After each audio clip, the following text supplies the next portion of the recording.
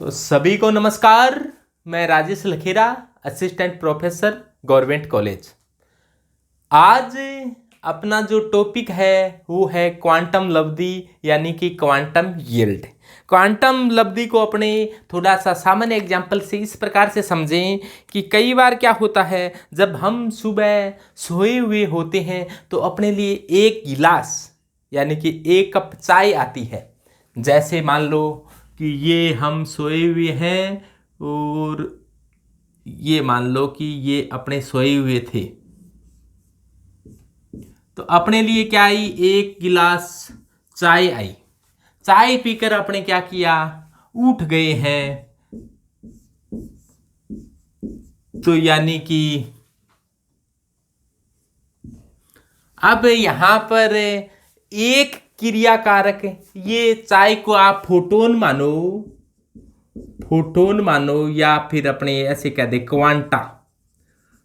Photon को quanta कहा जाता है। ई बराबर एच न्यू एनर्जी है इसमें, ई बराबर एच न्यू मिली। अब इस चाय को पिया गया तो अब चाय ने अपना असर दिखाया और अभिक्रिया हो गई, यानी कि क्रिया कारक थे वो उत्पाद में बदल गए। तो यहां पर फाई का मान क्या है, एक है, यानी कि एक क्वांटा ने एक क्रिया कारक को सक्रिय कर दिया है। दूसरा देखें, ऐसा हो जाए कि दो क्वांटा हो और अपने फोटोन डाला, दो क्वांटा फोटोन डाला और दोनों ही क्या हो गए हैं, सक्रिय हो गई हैं। तो यहां पर फाई का मान क्या होगा, 2 होगा। यदि यहां पर एक फोटोन से यानी कि एक कप चाय से यदि 3 व्यक्ति हैं वो उठ जाते हैं या अपने कार्य में बिजी हो जाते हैं, तो यहां पर फाई का मान कितना हो गया, 3 हो गया। यदि ऐसा भी हो जाता है कई बार कि जो भी कोई रिएक्टेंट था उसको कुछ फोटोन दिया गया, ई बराबर एच न्यू, यानी कि उसको चाय वगैरह पिलाई गई, चाय का कप आया, पिया और पीने के बाद के अंदर वापिस से रेस्ट फरमाने लग गया, रिजाई और ओढ़ ली, वापिस से सो गया, निद्रावस्था में चला गया। तो यहां पर क्वांटा है वो ऐसे बेकार चला गया, एक कप चाय भी पी गया और उठा ही नहीं। तो फाई का मान क्या रह गया यहाँ पर, 0। यानी कि किसी को फोटोन देने पर यह आवश्यक नहीं है कि वो रिएक्टेंट है वो प्रोडक्ट में बदल जाए, क्रिया कर ले। यदि एक रिएक्टेंट एक फोटोन का अवशोषण कर प्रोडक्ट में बदलता है तो क्वांटम लब्धि यानी कि क्वांटम यील्ड है वो अनेक है। एक फोटोन से जितने भी रिएक्टेंट क्रिया कर ले तो उसकी क्वांटम यील्ड उतनी होगी। जैसे मान लो एक फोटोन से 3 रिएक्टेंट क्रिया कर गए तो क्वांटम यील्ड इसकी क्या हो गई, 3 हो गई। तो इसी प्रकार से मान लो एक इलेक्ट्रॉन से कितने रिएक्टेंट हैं वो प्रोडक्ट में बदल सकते हैं, यानी कि एक फोटोन से कितने रिएक्टेंट क्रिया कर सकते हैं, वो क्वांटम यील्ड होती है। और इसका मान होता है, आपको जानकर यह अत्यधिक आश्चर्य होगा कि फाई का मान 0 से लेकर 10 लाख तक हो सकता है। 0 से लेकर 10 लाख तक हो सकता है, यानी कि फाई का मान 0 से 10⁶ तक हो सकता है। यानी कि एक फोटोन से 10 लाख तक अणु क्रिया कर सकते हैं।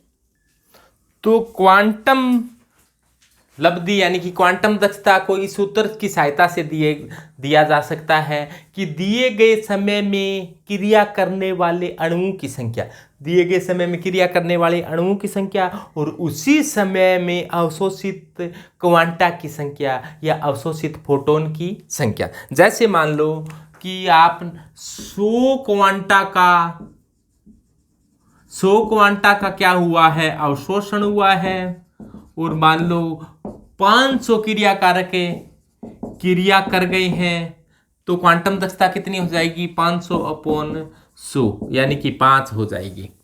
यानी कि कितने अणुओं ने क्रिया की और कितने क्वांटा का अवशोषण हुआ, उसी के अनुपात को क्या कहेंगे, क्वांटम दक्षता कहेंगे। तो एक मोल क्वांटा की बात करें, मोल के रूप में इसको सूत्र को बनाने का प्रयास करें अपने, तो एक मोल क्वांटा अपने ऐसे कहें पहले तो कि एक क्वांटा है, एक क्वांटा या फोटोन हो, एक क्वांटा या एक फोटोन की जो एनर्जी होती है, एक क्वांटा एक फोटोन की एनर्जी होती है वो E बराबर h न्यू होती है। एक क्वांटा कहें या एक फोटोन की एनर्जी E बराबर h न्यू होती है। और एक मोल होता है, उसमें एक मोल में कितनी संख्या होती है, 6.022 × 10⁻23। इतने क्वांटा होते हैं कि एनर्जी कितनी हो जाएगी, फोटोन की एनर्जी कितनी होगी, तो h न्यू है उसको कितने से गुणा कर दो, 6.022 × 10⁻23 से गुणा कर दें।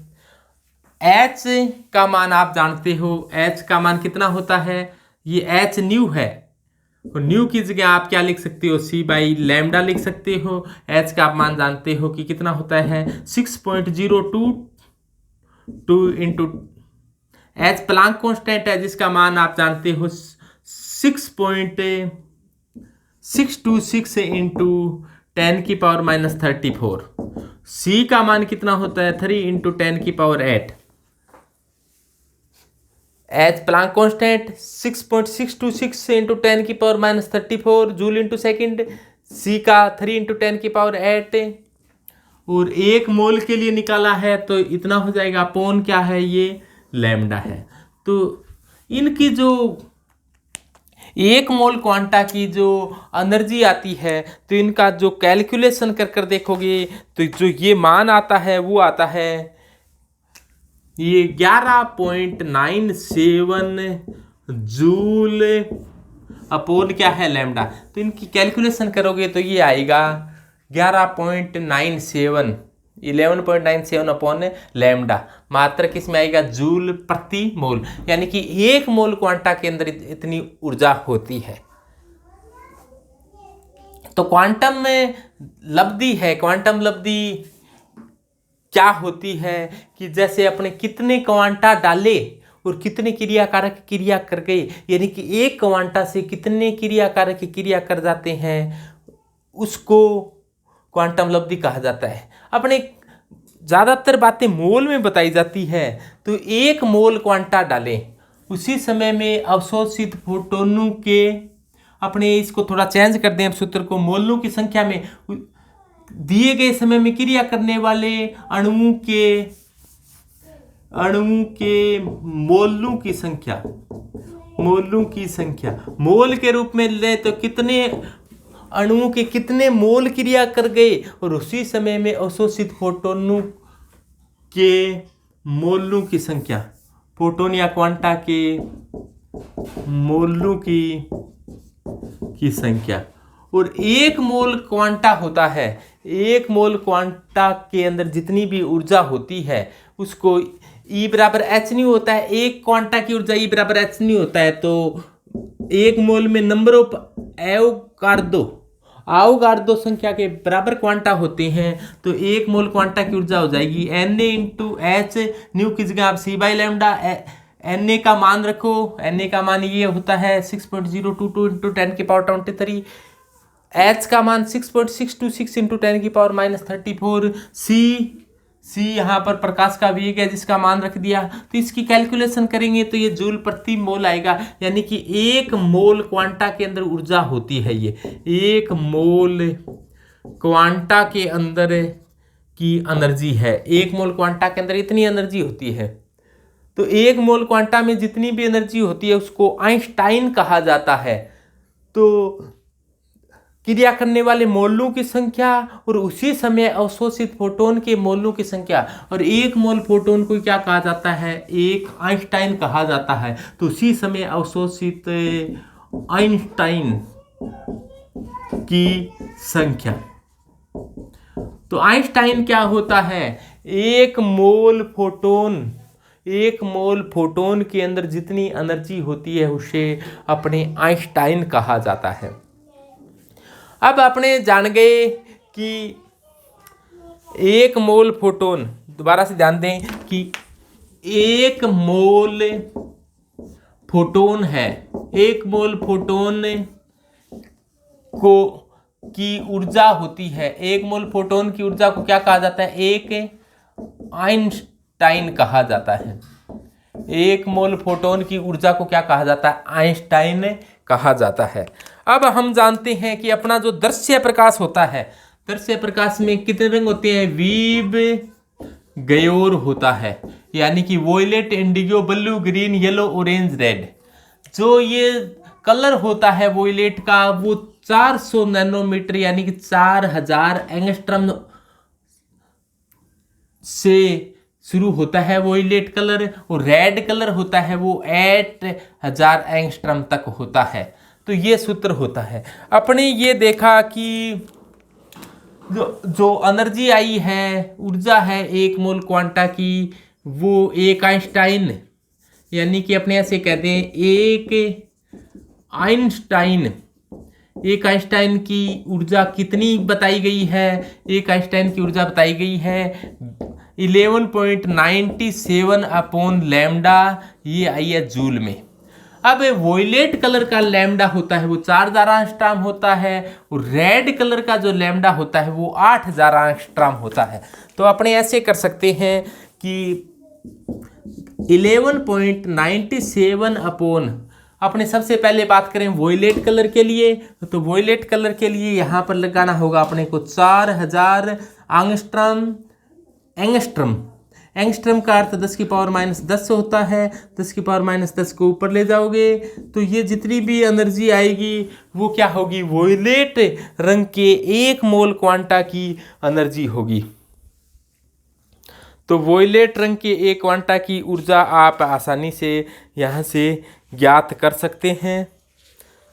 और इसी प्रकार से रेड कलर का होगा तो यानी कि लाल रंग लेंगे तो ये आ जाएगी 8000 का, अपने भाग देना पड़ेगा 8000 एंगस्ट्रम का।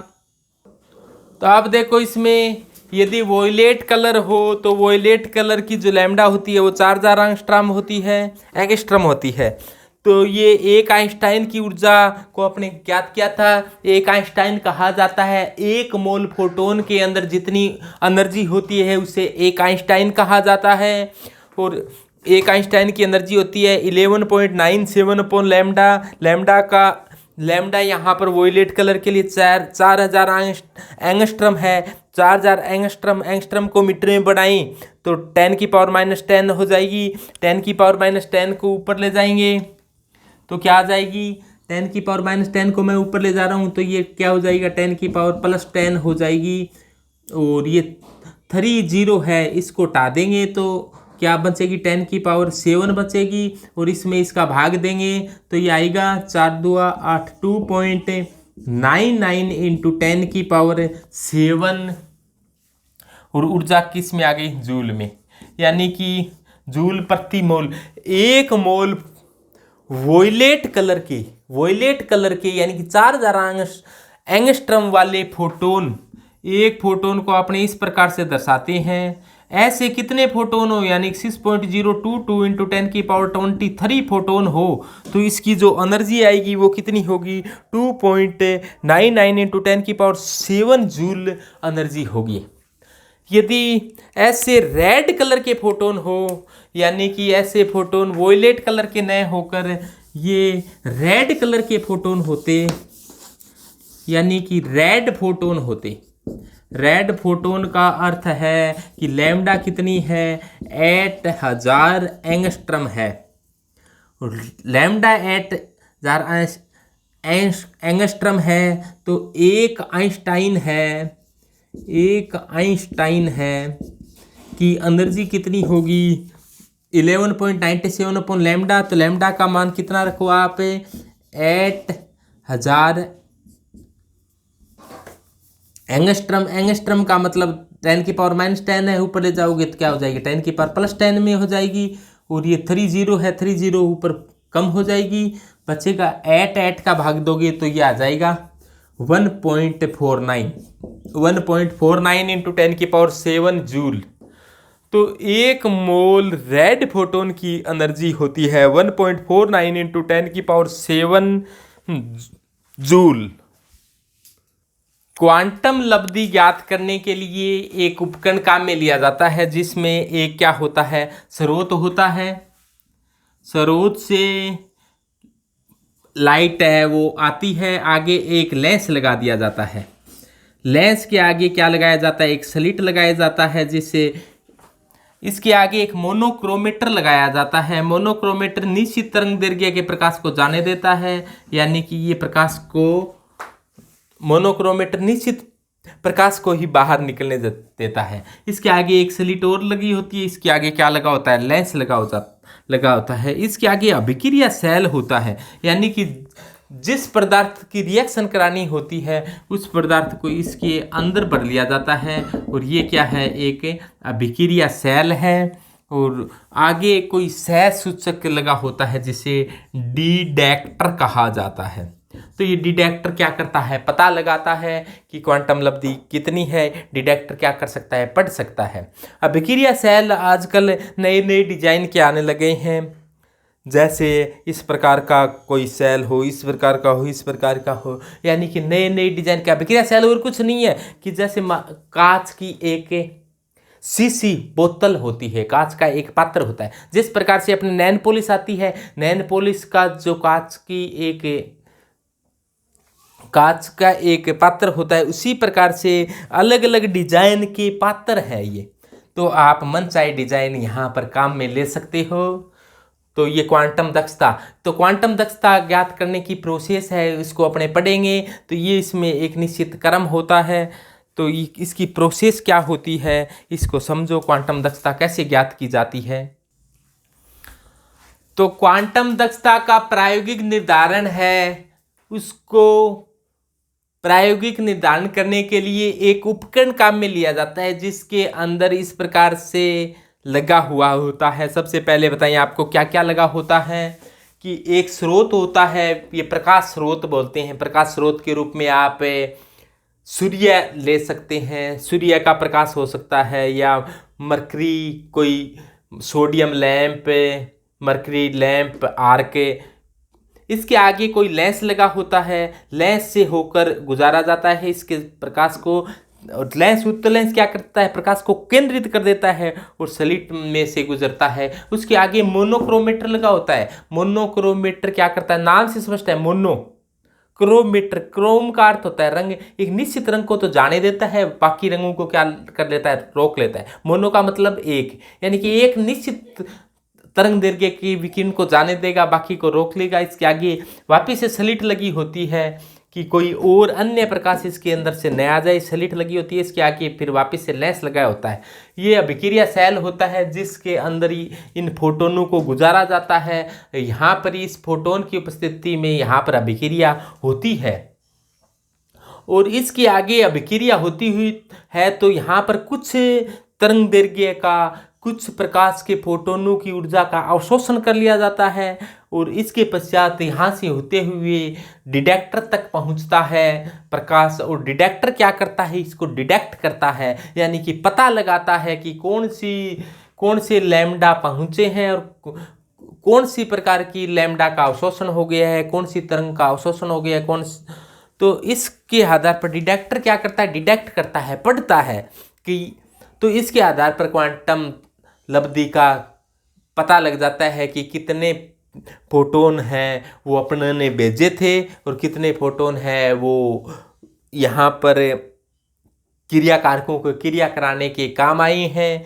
कितने फोटोन पहुँचे हैं। तो इससे क्वांटम दक्षता का, क्वांटम लब्धि का पता लग जाता है। तो अपने सबसे पहले बात की थी प्रकाश स्रोत के रूप में सूर्य की रोशनी, आर्क लैंप, मरकरी वाष्प लैंप या टंगस्टन लैंप काम में लिया जाता है। उसके बाद में मोनोक्रोमीटर है। मोनोक्रोमीटर एक निश्चित रंग को तो जाने देता है, बाकी रंगों को रोक लेता है, और ये कोई बाहर का कोई प्रकाश न आ जाए, इसीलिए स्लिट और लैंप लगाए, ये लेंस लगाए होते हैं। अभिक्रिया सेल के अंदर विलयन भरा जाता है, जिस अभिक्रिया को अपने देख रहे हैं, जिस अभिक्रिया के लिए क्वांटम दक्षता का निर्धारण कर रही हैं। अभिक्रिया सेल के आजकल नई नई डिजाइन आई हुई हैं, तो आप इस प्रकार के डिजाइन का भी कोई सेल काम में ले सकते हो। और इसके आगे सहसूचक होता है जो क्या करता है, इसको पढ़ता है, पढ़कर क्वांटम दक्षता का निर्धारण किया जा सकता है। तो सहसूचक कई प्रकार के होते हैं, एग्जाम में सहसूचकों के बारे में भी आता है, तो सहसूचक को अपने पढ़ेंगे अभी। तो सहसूचक कई प्रकार के होते हैं, जैसे रेडियो माइक्रोमीटर, बुनसन और रोसो का एक्टिनोमीटर, प्रकाश